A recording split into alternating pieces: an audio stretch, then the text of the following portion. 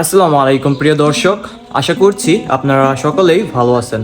তো প্রিয় দর্শক, আমরা এই মুহূর্তে রয়েছি সুমাইয়া এগ্রো ফার্মে। তো আজকে আপনাদেরকে আমি দেখানোর চেষ্টা করব তারা এখানে কিভাবে দেশি মুরগি এবং হাঁস, ফার্মি মুরগি ইত্যাদি এসব লালন পালন করেন এবং তারা কিভাবে ইনকিউবেটরের মাধ্যমে ডিম থেকে বাচ্চা উৎপাদন করেন।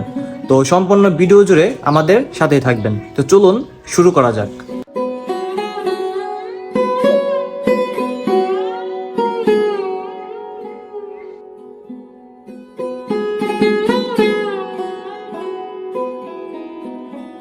প্রিয় বন্ধুরা, আপনারা দেখতে পাচ্ছেন এটা কিন্তু একটি বিশাল আকারের গরুর ফার্ম। তো এখানে কিন্তু তারা আগে গরু লালন পালন করত।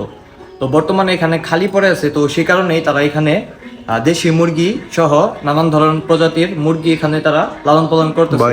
তো প্রথমে আপনাদেরকে আমি একটু দেখানোর চেষ্টা করব এই এরিয়াটা আসলে কেমন। প্রিয় দর্শক, আপনারা দেখতে পাচ্ছেন এই মুহূর্তে সুমাইয়া এগ্রো ফার্মের ভিতরের অংশ। তো প্রিয় দর্শক, আপনারা দেখতে পাচ্ছেন এখানে কিন্তু তারা এর আগে এখানে গরু লালন পালন করতেন। তো বর্তমানে এই জায়গাটি খালি পড়ে রয়েছে, তো সেই কারণেই তারা এখানে দেশি মুরগি সহ ফার্মি, টাইগার, ব্রয়লার এবং হাঁস ইত্যাদি এইসব জাতীয় তারা এখানে লালন পালনের জন্য প্রস্তুতি করে নিয়েছেন। দেখেন, তারা প্রত্যেকটি সারিতে সারিতে এক এক প্রজাতির দেশি মুরগি সহ নানান প্রজাতির মুরগি কিন্তু তারা এখানে রেখেছেন। এখানে কিন্তু একটি ইনকিউবেটরও তারা রেখেছেন।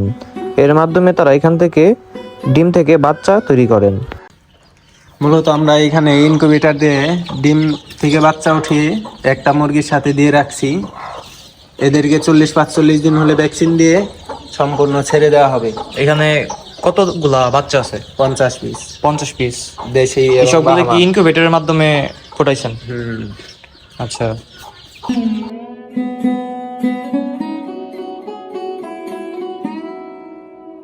প্রিয় বন্ধুরা, আপনারা কিন্তু এই মুহূর্তে জানতে পারলেন তারা ইনকিউবেটর মেশিনের মাধ্যমে ডিম থেকে বাচ্চা উৎপাদন করেছেন এবং এই বাচ্চাগুলা এখানে একটি মুরগির সাথে দিয়ে দিয়েছেন।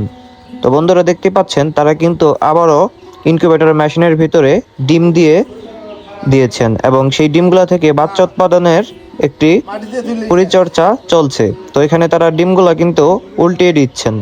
তো যেগুলো ম্যানুয়াল ইনকিউবেটর, তো সেগুলো কিন্তু প্রতি 6 ঘন্টায় এভাবে ডিম উল্টিয়ে দিতে হয়।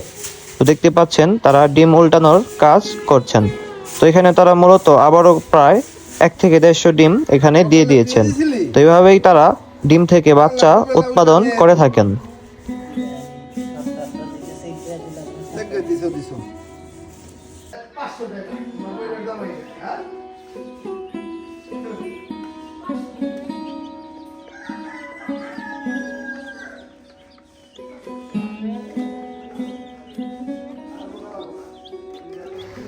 এখানে তারা দেশীয় উপায়ে মুরগির নিচে কয়েকটি হাঁসের ডিম দিয়ে রেখেছেন। আসলে এই ডিমগুলো তারা ইনকিউবেটরের ভিতরে দিয়েছিল, কিন্তু সেখান থেকে তুলনামূলকভাবে তেমন একটা ডিম থেকে বাচ্চা উৎপাদন হয়নি। তো সে কারণে তারা সেই ডিমগুলা আবার মুরগির নিচে দিয়ে দিয়েছেন। আসলে হাঁসের ডিম ইনকিউবেটরের মাধ্যমে উৎপাদন করলে সেগুলো একটু সময় বেশি লাগে এবং সেখান থেকে তেমন একটা হেসিং রেটও পাওয়া যায় না।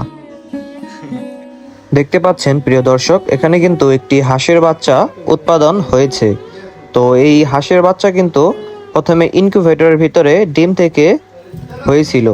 তো সেখান থেকে কিছু ডিম হয়নি, তো সেই ডিমগুলা কিন্তু তারা মুরগির নিচে বসিয়ে দিয়েছিল এবং সেই মুরগি থেকেই কিন্তু এই হাঁসটা উৎপাদন হয়েছে, হাঁসের বাচ্চাগুলো। তো এখন দেখতে পাচ্ছেন এই হাঁসের বাচ্চাগুলো কিন্তু তারা ইনকিউবেটরের ভিতরে আবার দিয়ে দিচ্ছে। এটার ভিতরে দেওয়ার কারণ হচ্ছে কি, মুরগির নিচে থাকলে অনেক সময় দেখা যায় আপনার হাঁসের বাচ্চাগুলা ধীরে ধীরে নষ্ট হয়ে যায়, এর ফলে অনেকগুলা মারা যায়। তো সেই কারণেই কিন্তু তারা এখন ইনকিউবেটরের ভিতরে দিয়ে দিচ্ছে। আর দেওয়ার আরেকটি কারণ হচ্ছে হাঁসের বাচ্চার উপর যেই একটি তরল জাতীয় থাকে, তো সেটা যাতে এখানে রাখার মাধ্যমে শুকিয়ে যায়। তো শুকানোর পর তারা এই হাঁসের বাচ্চাগুলা আবার ছেড়ে দিবে আলাদা আরেকটি কক্ষের ভিতরে। তো সেখানে তারা আবার নতুন করে ওষুধ পানি খাইয়ে লালন পালন শুরু করবে। বন্ধুরা, আজকের প্রতিবেদনটি এ পর্যন্তই।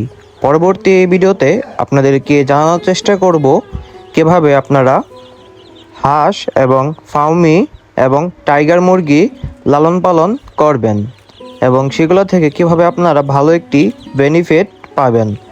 তো আজকের ভিডিওটি এ পর্যন্তই। সে পর্যন্ত সবাই ভালো থাকবেন এবং আমাদের চ্যানেলের পাশেই থাকবেন। তো সকলকে ধন্যবাদ।